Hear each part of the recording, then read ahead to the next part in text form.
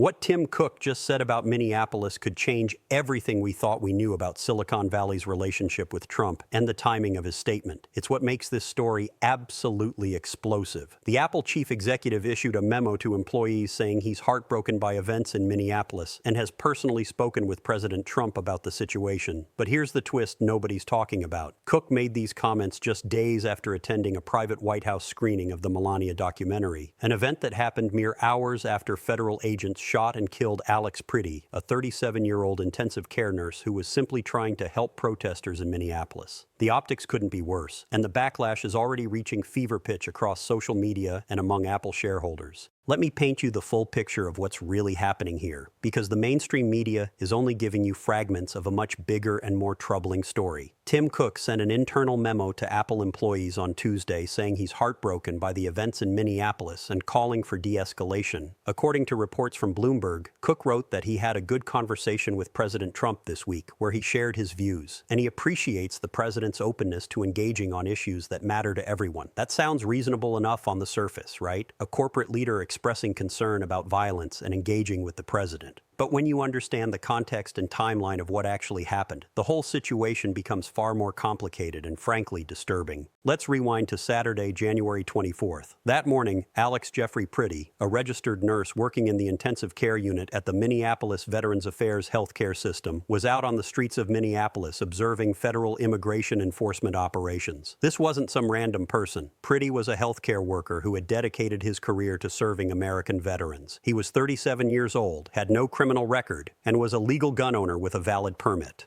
Multiple videos from different angles show Pretti with his phone in one hand, apparently filming the federal agents, and his other hand raised above his head. He was trying to help a woman who had been pushed to the ground by agents and was being pepper sprayed. Federal agents wrestled Pretti to the ground, and then, while he was surrounded by approximately 6 officers, they shot him multiple times. Video analysis suggests he was shot at least 10 times over a span of about 5 seconds. He died at the scene. Now here's where the story gets absolutely jaw-dropping. That same evening, just hours after this American citizen, this nurse who cared for veterans, was killed by federal agents in the streets of Minneapolis, Tim Cook attended a private VIP screening at the White House. He was there to watch a documentary about First Lady Melania Trump planning her return to the White House, selecting outfits, coordinating galas, and preparing for the inauguration. The 70-person screening included some of the biggest names in tech: Amazon CEO Andy Jassy, Zoom CEO Eric Yuan, AMD CEO Lisa Su, and Jeff Bezos. They were served commemorative popcorn in black and white boxes by gloved waiters to avoid fingerprints. They received framed screening tickets and copies of Melania Trump's memoir. A military band played Melania's Waltz as guests entered the makeshift theater that had been constructed after Trump demolished the historic White House Family Theater to make way for a $400 million ballroom. Think about that for a moment. While protests were erupting in Minneapolis over the killing of Alex Pretti, while his family was learning their son had been shot to death by federal agents, while thousands of people were gathering for candlelight vigils across the Twin Cities, Tim Cook was watching a movie about the First Lady's fashion choices and seating arrangements. The contrast is so stark, so tone-deaf, that it's almost impossible to comprehend. And it wasn't just Cook. Multiple tech CEOs made the same calculation that attending this event was more important than addressing the crisis unfolding in Minneapolis. But here's what makes this even more explosive. Alex Pretti's death wasn't an isolated incident. He was the second American citizen killed by federal agents in Minneapolis in just over 2 weeks. On January 7th, 37-year-old Renee Good was shot and killed by an Immigration and Customs Enforcement agent. Good was in her car when federal agents approached her during what they called an immigration enforcement operation. Video shows her vehicle was stopped sideways in the street when agents surrounded it. One agent, later identified as Jonathan Ross, fired 3 shots as Good's vehicle moved forward, killing her. The Trump administration and DHS Secretary Kristi Noem claimed Good tried to run over the agent in an act of domestic terrorism, but video evidence tells a very different story. The footage shows Good turning her steering wheel to the right, away from where the agent was standing, just over 1 second before the first shot was fired. Let me give you some context about what's been happening in Minneapolis, because this isn't just about 2 tragic shootings. It's part of a much larger operation that's turned the city into what some are calling a militarized zone. In December, the Department of Homeland Security announced Operation Metro Surge, deploying thousands of federal agents to the Minneapolis-St. Paul metropolitan area. We're talking about 2,000 Immigration and Customs Enforcement officers and 1,000 Customs and Border Patrol agents flooding into a single city. The Trump administration called this the largest immigration enforcement operation operation ever carried out in American history. Think about that scale for a second. 3,000 armed federal agents descended on Minneapolis, more than the entire HSI workforce assigned to the state of Arizona. The stated reason for this massive surge was twofold. First, the administration pointed to fraud cases in Minnesota, particularly a $300 million pandemic food fraud scheme involving the nonprofit group Feeding Our Future. Most of the defendants in that case were Somali Americans. Second, Trump has repeatedly targeted Minnesota's Somali community, which is the largest in the United States, with approximately 80,000 people of Somali origin living in the Minneapolis area. And when I say targeted, I mean Trump has used language that many consider inflammatory and racist. In December, during a cabinet meeting, Trump called Somali immigrants garbage and said, "We don't want them in our country." He added that their country is no good for a reason. Their country stinks. These weren't off-the-cuff remarks. This was the President of the United States making these statements in an official government meeting. So you've got this toxic combination of factors, a massive federal law enforcement surge, inflammatory rhetoric from the president targeting a specific immigrant community, and then 2 American citizens killed by federal agents in the span of 3 weeks. And throughout all of this, the major tech CEOs who have been cozying up to Trump throughout his second term remained largely silent, until the pressure became too great to ignore. That's what makes Tim Cook's memo this week so interesting and so controversial. Cook wrote that he believes America is strongest when we live up to our highest ideals, when we treat everyone with dignity and respect no matter who they are or where they're from, and when we embrace our shared humanity. He said this is something Apple has always advocated for. On paper, these are nice sentiments. But the timing of this statement, coming days after he attended that White House screening, raises serious questions about sincerity versus damage control. The backlash against Cook has been swift and brutal, particularly from Apple's own customer base and shareholders. Social media exploded with calls to boycott Apple products. One Apple shareholder posted an email he sent to the company saying, "Our CEO is attending an event at the White House on the same day that the administration executed a U.S. citizen. I've long told people that Tim Cook is the best CEO in America. Tonight he has shamed us all." David Korn, the Washington bureau chief of Mother Jones, wrote that Tim Cook and Andy Jassy and the rest are accommodating an authoritarian who is presiding over a secret police force killing American citizens. The blood of Renee Good and Alex Pretti is on the hands of those who enabled Trump. Critics pointed to Cook's Twitter bio, which features a Martin Luther King Jr. quote asking, "What are you doing for others?" suggesting the hypocrisy of maintaining that quote while attending a Trump family event hours after a citizen was killed. Cook is catching more heat than the other tech CEOs who attended precisely because he's made Apple's progressive values such a central part of the company's identity for over a decade. He became the first openly gay Fortune 500 CEO in 2014. He opposed bathroom bills targeting transgender people. In 2015, he wrote a Washington Post op-ed saying that pro-discrimination religious freedom laws are dangerous. In 2018, he criticized Facebook's data practices and said Apple could make a ton of money if they monetized their customers, but chose not to. Cook positioned himself and Apple as different from other tech companies, as having values and principles that went beyond profit. And now many of his supporters feel betrayed. But Cook isn't the only tech leader who's been forced to respond to the Minneapolis crisis. OpenAI CEO Sam Altman sent an internal Slack message to employees saying that what's happening with ICE is going too far. Altman wrote that there is a big difference between deporting violent criminals and what's happening now, and we need to get the distinction right. But even Altman's statement tried to have it both ways. He said, "I love the U.S. and its values of democracy and freedom and will be supportive of the country however I can. But part of loving the country is the American duty to push back against overreach." And then he added this crucial line, "President Trump is a very strong leader, and I hope he will rise to this moment and unite the country." So even while criticizing ICE's actions, Altman is praising Trump as a very strong leader. You can see the tightrope these CEOs are trying to walk. More than 60 CEOs from major Minnesota corporations signed a joint letter calling for de-escalation, including leaders from 3M, United Health Group, Target, Best Buy, and General Mills. But notably, that letter stopped short of mentioning the Trump administration, ICE, or even the names of Renee Good and Alex Pretti. It was carefully worded to express concern without actually pointing fingers or assigning blame. That's the corporate dance we're seeing play out, expressing just enough concern to satisfy employees and customers, but not so much that they risk retribution from the Trump administration.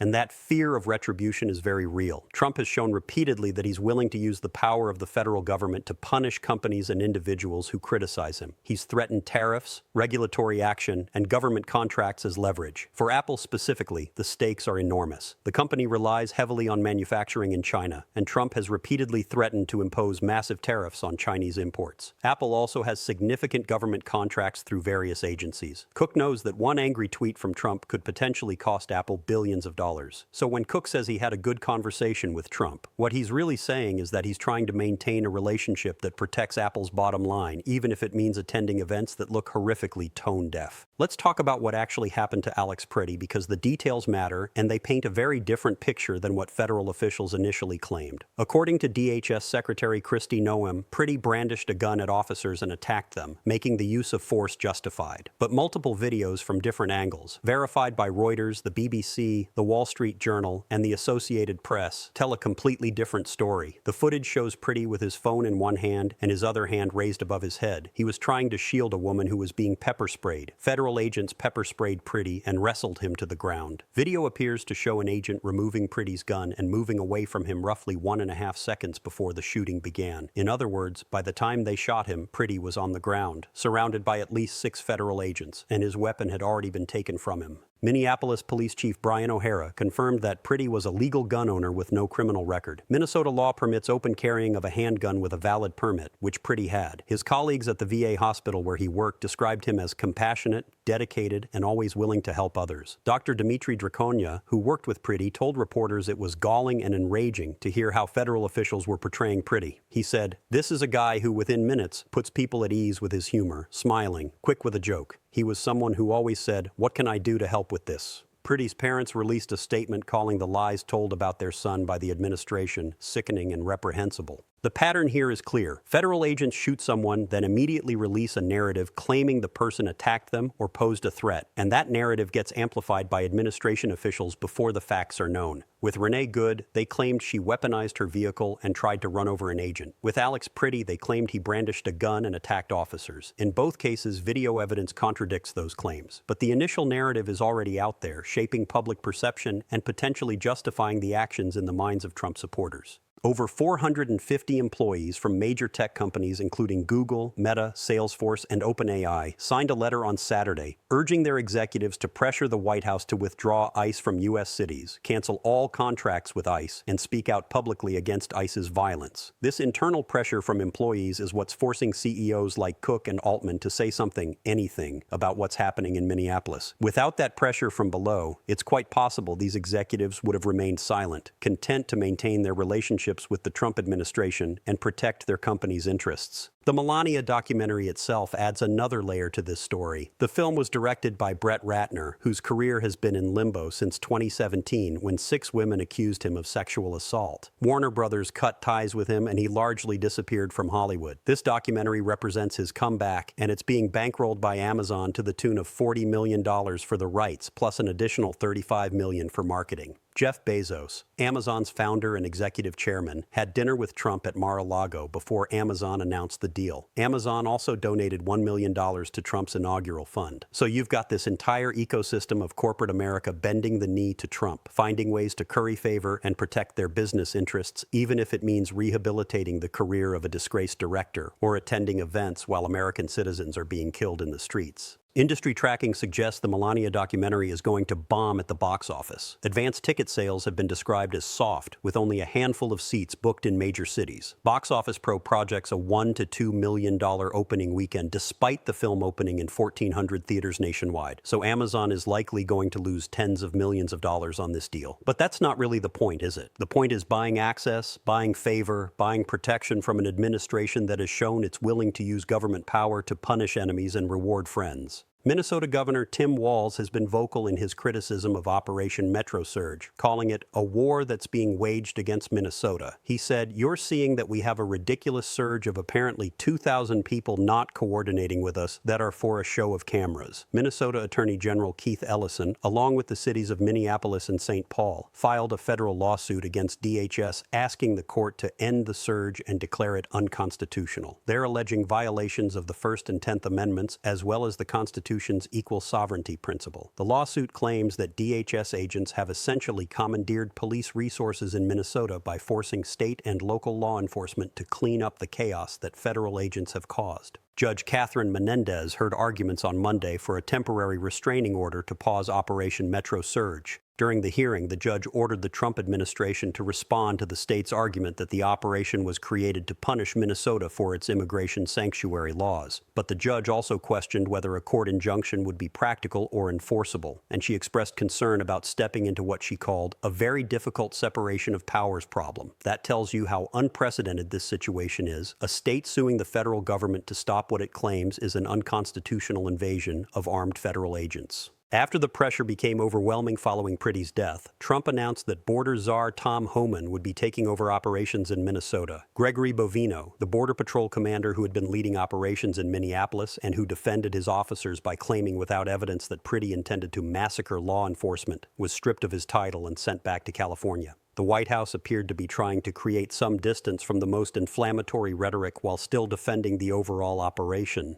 This is the environment Tim Cook is navigating. This is why his memo matters, but also why it's being met with such skepticism and anger. Cook has spent over a decade building a reputation as a CEO who stands for something beyond profit, who speaks out for LGBTQ rights and against discrimination, who positions Apple as a company with values. And then when the moment arrives to actually stand for those values, to take a risk and speak clearly against what's happening in Minneapolis, he attends a White House party instead. He issues a carefully worded memo days later that expresses concern without assigning blame, that mentions a conversation with Trump without revealing what was actually said. Some will argue that Cook is doing what any responsible CEO should do, maintaining relationships with the administration to protect his company and shareholders. They'll say he's being pragmatic, that he's trying to work within the system to effect change rather than burning bridges, and there's probably some truth to that. But there's also this: Alex Pretti was shot to death by federal agents while trying to help someone. Renee Good was shot to death while sitting in her car. 2 American citizens killed in 3 weeks. And the response from the most powerful CEO in tech was to watch a movie about the First Lady's wardrobe choices and then issue a memo that carefully avoids saying anything that might actually upset Trump. The employees at these tech companies are watching, the customers are watching, the shareholders are watching, and they're asking themselves whether the values these companies claim to stand for mean anything when it actually costs something to defend them. Apple's annual shareholder meeting is scheduled for February 24th. It's going to be very interesting to see whether this controversy surfaces there, whether shareholders demand answers about Cook's judgment and priorities. What we're witnessing in Minneapolis and in the response from corporate America is a stress test of American democracy and corporate responsibility. The Trump administration has deployed thousands of armed federal agents to a major American city, targeting a specific immigrant community with inflammatory rhetoric, and that deployment has resulted in the deaths of 2 American citizens. The companies that claim to value diversity, inclusion, and human rights are now faced with a choice: speak out clearly and risk retribution, or stay quiet and maintain access. Most are choosing the latter, perhaps calculating that they can weather the criticism from employees and customers more easily than they can weather the wrath of Trump.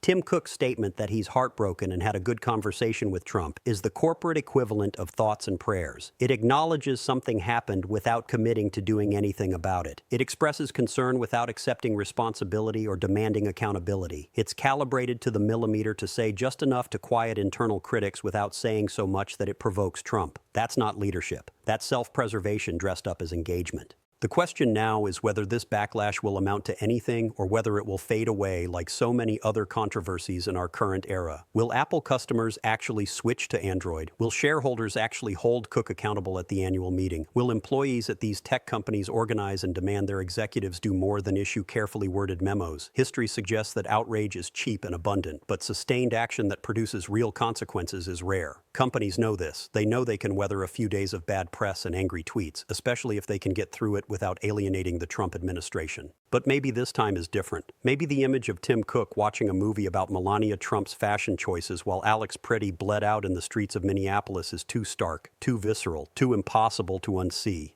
Maybe this is the moment when corporate America's moral pretensions finally collapse under the weight of their own hypocrisy. Or maybe in a few weeks, everyone will have moved on to the next controversy and Cook will still be giving Trump gifts of 24-karat gold while claiming Apple stands for dignity and respect for all people. We're about to find out which America we're living in.